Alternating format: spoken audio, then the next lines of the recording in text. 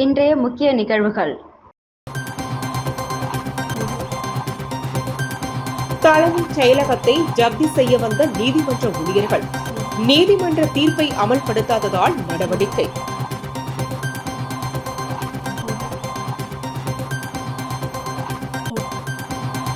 தியாகிகள் தினம் நினைவிடத்தில் மலர் வளையம் வைத்து தொழிற்சங்கத்தினர் மரியாதை.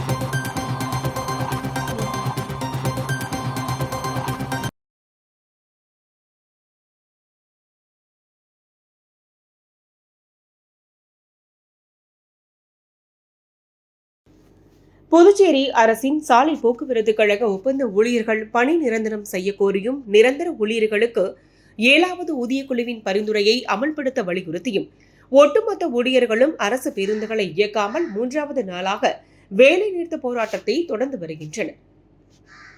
புதுச்சேரி அரசின் சாலை போக்குவரத்து கழகம் சார்பில் 100க்கும் மேற்பட்ட பேருந்துகள் உள்ளூர் மற்றும் வெளியூர்களுக்கு இயக்கப்பட்டு வருகின்றன. இங்கு மொத்தமாக 617 பேர் பணிபுரிந்து வருகின்றனர். இவர்களில் 354 பேர் நிரந்தர ஊழியர்களாகவும் 263 பேர் ஒப்பந்த அடிப்படையிலும் பணிபுரிகின்றனர்.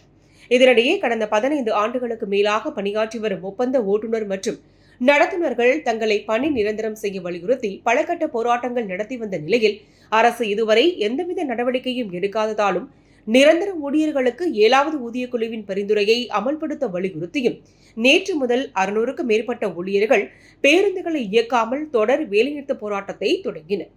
நேற்று 2வது நாளாக பேருந்துகளை பணிமனைகளில் நிறுத்தி தங்களது போராட்டத்தை தொடர்ந்து வந்த நிலையில் முதலமைச்சர் ரங்கசாமி அழைத்ததன் அடிப்படையில் ஊழியர்கள் சட்டமன்ற எதிர்க்கட்சித் தலைவர் சிவா முன்னிலையில் சட்டசபையில் பேச்சுவார்த்தை நடத்தப்பட்டது. அதில் ஒப்பந்த ஊழியர்களுக்கு 10,000 ரூபாய் ஊதிய உயர்வு அளிக்கப்படும் எனவும் நிரந்தர ஊழியர்களுக்கு 7வது ஊதியக்குழு பரிந்துரையை அமல்படுத்துவது தொடர்பாக பரிசீலிக்கப்படும் என்று முதல்வர் ரங்கசாமி ஊழியர்களிடம் உறுதியளித்தனர். ஆனால் முதலமைச்சரின் உறுதிமொழியை ஏற்க மறுத்த ஊழியர்கள் தங்களை பணி நிரந்தரம் செய்யும் வரை வேலைநிறுத்த போராட்டத்தை தொடர்வது என்று முடிவு செய்தனர். இந்நிலையில் இன்று 3வது நாளாக ஊழியர்கள் பேருந்துகளை இயக்காமல் தொடர் வேலைநிறுத்த போராட்டத்தில் ஈடுபட்டு வருகின்றனர். மேலும் அடுத்த கட்டமாக போராட்ட வடிவை மாற்றும் வகையில் முற்றுகை அல்லது வீதியில் இறங்கி போராடுவது என்று ஊழியர்கள் முடிவெடுத்துள்ளனர்.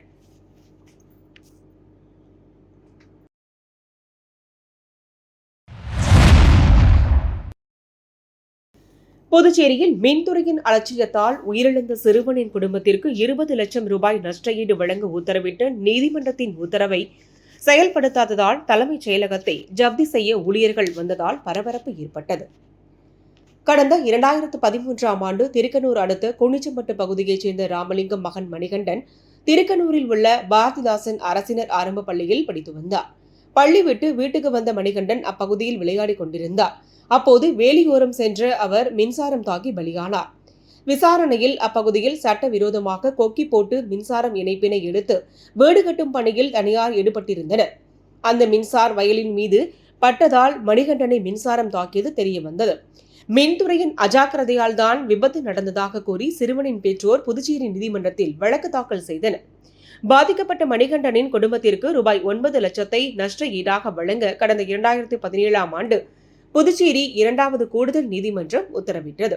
இந்த உத்தரவை எதிர்த்து புதுச்சேரி அரசு சென்னை உயர்நீதிமன்றத்தில் மேல்முறையீடு செய்தது. அதில் புதுச்சேரி நீதிமன்றம் விதித்த உத்தரவினை சென்னை உயர்நீதிமன்றம் 2025ஆம் ஆண்டு உறுதி செய்தது. மேலும் இதுவரை ஏற்பட்டுள்ள காலதாமதம் எல்லாவற்றையும் பரிசீலனை செய்து ரூபாய் 20 லட்சம் வழங்க உத்தரவிட்டது. இதற்கிடையே நீதிமன்றம் உத்தரவிட்டும் நஷ்ட ஈடு வழங்க நடவடிக்கை எடுக்காததால் தலைமைச் செயலகத்தின் பொருட்களை ஜப்தி செய்ய நீதிமன்றம் அதிரடியாக உத்தரவிட்டது. இதனைத் தொடர்ந்து மணிகண்டனின் வழக்கறிஞர் பாலாஜி, நீதிமன்ற ஊழியர் அமீனா அம்பி மற்றும் நீதிமன்ற ஊழியர்கள் துணையுடன் தலைமைச் செயலகத்திற்கு ஜப்தி நடவடிக்கைக்கு வந்தனர். அவர்களிடம் மின்துறை அதிகாரிகள், சட்டத்துறை அதிகாரிகள் பேச்சுவார்த்தை நடத்தி நஷ்ட ஈடு வழங்க காலக்கெடு கேட்டனர். நஷ்ட ஈடு வழங்கும் வரை கார் மற்றும் கணினி உள்ளிட்ட பொருட்களை ஜப்தி செய்து எடுத்துச் செல்ல அதிகாரிகள் நடவடிக்கை எடுத்து வருவதால் தலைமைச் செயலகத்தில் பரபரப்பு ஏற்பட்டது.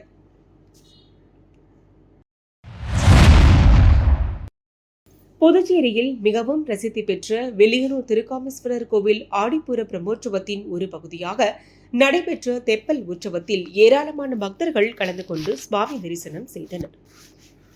புதுச்சேரி வெளியனூர் பகுதியில் மிகவும் பிரசித்தி பெற்ற கோகிலாம்பிகை உடனுரை திருக்காமேஸ்வரர் கோவில் உள்ளது.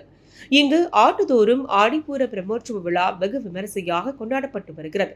அதன்படி இந்த ஆண்டிற்கான ஆடிப்பூர தேர் திருவிழா கடந்த 19ஆம் தேதி கொடியேற்றத்துடன் தொடங்கியது.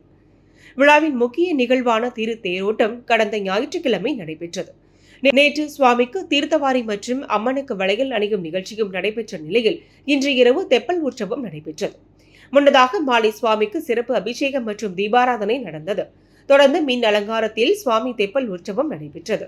இதில் சபாநாயகர் செல்வம், சட்டமன்ற எதிர்க்கட்சித் தலைவர் சிவா, சட்டமன்ற உறுப்பினர் சாய் சரவணகுமார் உள்ளிட்ட ஏராளமான பக்தர்கள் கலந்து கொண்டு சுவாமி தரிசனம் செய்தனர். தியாகிகள் தினத்தை முன்னிட்டு புதுச்சேரியில் உள்ள நினைவிடத்தில் பல்வேறு தொழிற்சங்கத்தினர் மலர் வளையம் வைத்து மரியாதை செலுத்தினர். கடந்த 1936ஆம் ஆண்டு ஜூலை 30ஆம் தேதி அன்று 8 மணி நேர வேலை கேட்டு புதுச்சேரியில் பஞ்சாலை தொழிலாளர்கள் போராட்டத்தில் ஈடுபட்டனர். அப்போது போராட்டத்தில் ஈடுபட்ட தொழிலாளர்கள் மீது பிரெஞ்சு ராணுவத்தினர் துப்பாக்கிச்சூடு நடத்தினர்.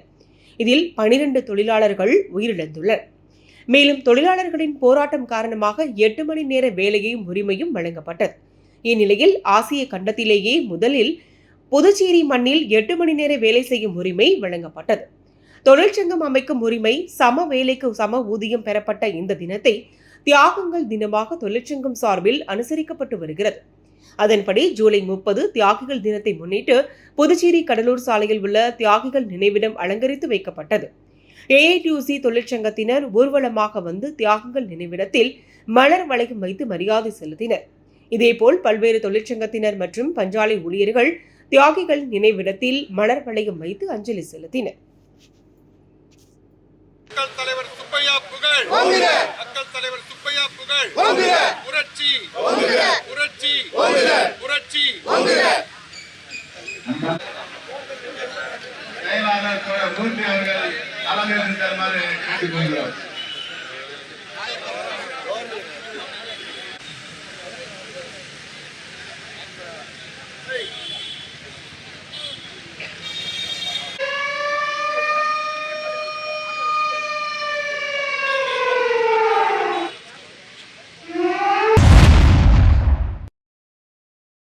புதுச்சேரி ஒதியம்பட்டு ஸ்ரீ முத்துமாரியம்மன் ஆலய சரல் மகோற்சவத்தினை முன்னிட்டு நடைபெற்ற 108 பால்குட அபிஷேகத்தில் பெண்கள் திரளாக பங்கேற்று சுவாமி தரிசனம் செய்தனர். புதுச்சேரி ஒதியம்பட்டு கிராமத்தில் அமைந்துள்ள ஸ்ரீ முத்துமாரியம்மன் ஆலய சரல் மகோற்சவம் கடந்த 24ஆம் தேதி கொடியேற்றத்துடன் தொடங்கிய நிலையில் முக்கிய நிகழ்வான 108 பால்குட ஊர்வலம் மற்றும் அபிஷேகம் இன்று நடைபெற்றது. ஒதியம்பட்டு பகுதியில் அமைந்துள்ள ஸ்ரீ சத்குரு மகான் வண்ணார பரதேஸ்வரர் ஆலயத்தில் இருந்து பால்குடம் ஊர்வலம் புறப்பட்டு ஸ்ரீ முத்துமாரியம்மன் ஆலயம் வந்தடைந்தது. தொடர்ந்து சுவாமிக்கு பால், சந்தனம், பஞ்சாமிர்தம், பன்னீர், தேன், இளநீர், விபூதி, மஞ்சள் உள்ளிட்ட பல்வேறு வாசனை திரவியங்களால் அபிஷேகம் செய்யப்பட்டது. இதில் திரளான பக்தர்கள் கலந்து கொண்டனர்.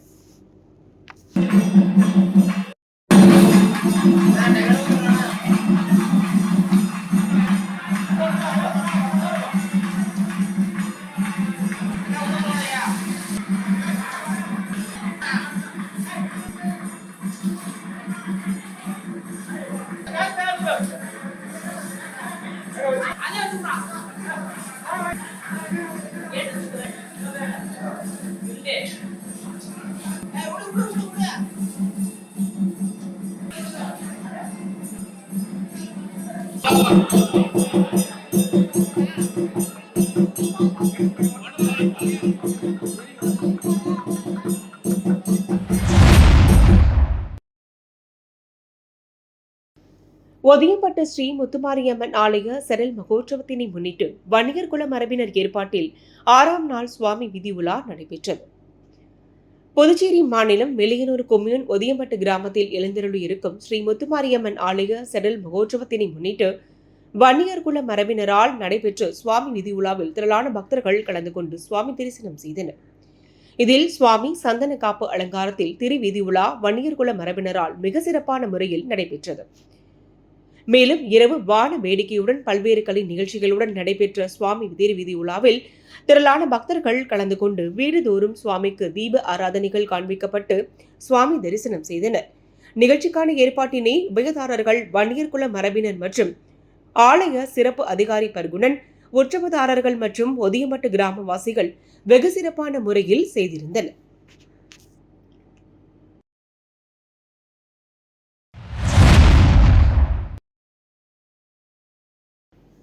காரைக்கால் கொத்தலம் தெரு புனித சூசையப்பர் ஆலய ஆண்டு திருவிழா கொடியேற்றத்துடன் தொடங்கியது.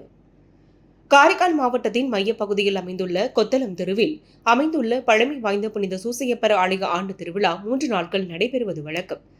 இந்த ஆண்டு கொத்தலம் தெரு புனித சூசையப்பர் ஆலய ஆண்டு திருவிழாவை ஒட்டி திருவிழாவின் தொடக்க நிகழ்ச்சியான கொடியேற்றத்துடன் ஆண்டு திருவிழா தொடங்கியது. முன்னதாக பங்குத்தந்தை பால்ராஜ்குமார் சூசையப்பர் சுருவம் மற்றும் சூசையப்பர் உருவம் பொறிக்கப்பட்ட கொடியினை மந்திரித்து சிறப்பு திருப்பலி நடத்தினர். தொடர்ந்து கொடி ஊர்வலமாக எடுத்து வரப்பட்டு பின்னர் புனித கொடி ஏற்றப்பட்டது. இந்நிகழ்ச்சியில் பாஜக புதுச்சேரி மற்றும் கேரள சிறுபான்மை அணி தேசிய செயற்குழு உறுப்பினர் விக்டர் ராயப்பன் உள்ளிட்ட ஏராளமான பங்கு மக்கள் கலந்து கொண்டு பிரார்த்தனை செய்தனர். திருவிழாவின் முக்கிய நிகழ்ச்சியான அலங்கார தேர்பவனி நாளையும் அதனைத் தொடர்ந்து மறுநாள் கொடி இறக்கத்துடன் ஆண்டு திருவிழா நிறைவடைகிறது.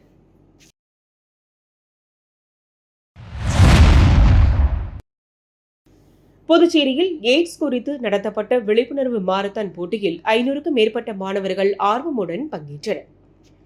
புதுச்சேரி எய்ட்ஸ் நோய் குறித்து பொதுமக்கள் மற்றும் மாணவர்களிடையே விழிப்புணர்வை ஏற்படுத்தும் வகையில் எய்ட்ஸ் கட்டுப்பாட்டு சங்கம் சார்பில் மாரத்தான் போட்டி நடத்தப்பட்டது. காந்தி சிலையில் இருந்து தொடங்கிய போட்டியில் மாணவர்கள் மற்றும் மாணவிகள் என 2 பிரிவுகளாக நடத்தப்பட்டது. இதில் 500க்கும் மேற்பட்ட மாணவர்கள் ஆர்வமுடன் பங்கேற்று ஓடி விழிப்புணர்வை ஏற்படுத்தினர். சுமார் 5 கிலோமீட்டர் தூரம் நடத்தப்பட்ட போட்டியில் வெற்றி பெற்ற மாணவர்களுக்கு எய்ட்ஸ் கட்டுப்பாட்டு சங்கம் சார்பில் ரொக்க பரிசு வழங்கி பாராட்டப்பட்டது.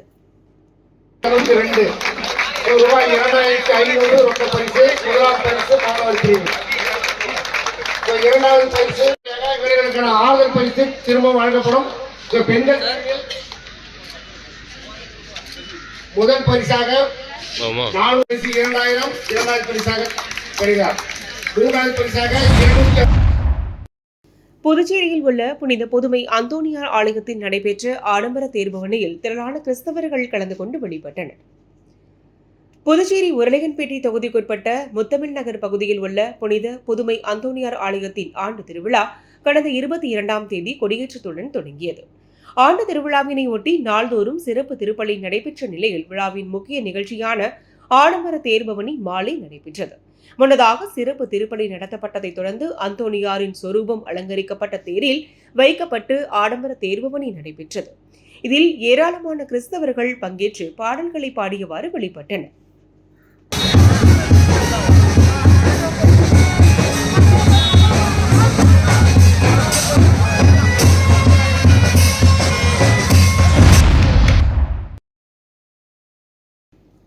முன்னூறு ஆண்டுகள் பழமை வாய்ந்த திருப்பட்டினம் நடனகாளியம்மன் கோயிலில் ஆடிப்பூரத்தையொட்டி அம்மனுக்கு வளையல் காப்பு அலங்காரம். ஏராளமான பக்தர்கள் கலந்து கொண்டு சுவாமி தரிசனம். அம்மன் அவதரித்த நாளாக கருதப்படும் ஆடிப்பூரத்தில் அம்மன் கோவில்கள் அனைத்திலும் சிறப்பு வழிபாடு நடைபெறுவதோடு அம்பாளுக்கு வளையல்கள் அணிவிக்கும் நிகழ்வும் நடத்தப்படும். இதன் ஒரு பகுதியாக காரைக்கால் மாவட்டம் திருப்பட்டினம் பகுதியில் உள்ள 300 ஆண்டுகள் பழமை வாய்ந்த ஸ்ரீ நடன காளியம்மன் ஆலயத்தில் ஆடிப்பூரத்தையொட்டி பக்தர்கள் குறிப்பாக பெண்கள் கொண்டு வந்த வண்ண வளையல்களை ஸ்ரீ நடன காளியம்மனுக்கு சூட்டி வண்ண வளையல்களால் வளையல் காப்பு அலங்காரம் செய்விக்கப்பட்டு மகா தீபாராதனை காண்பிக்கப்பட்டது. இதில் ஏராளமான பெண் பக்தர்கள் கலந்து கொண்டு அம்மனை வழிபட்டனர்.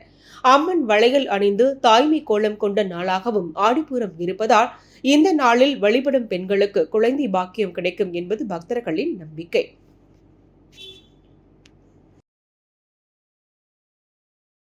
மீண்டும் இன்றைய முக்கிய நிகழ்வுகள்.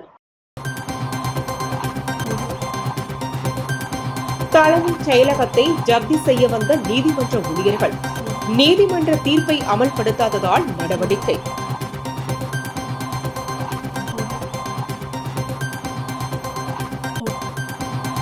தியாகிகள் தினம் நினைவிடத்தில் மலர் வளையம் வைத்து தொழிற்சங்கத்தினர் மரியாதை.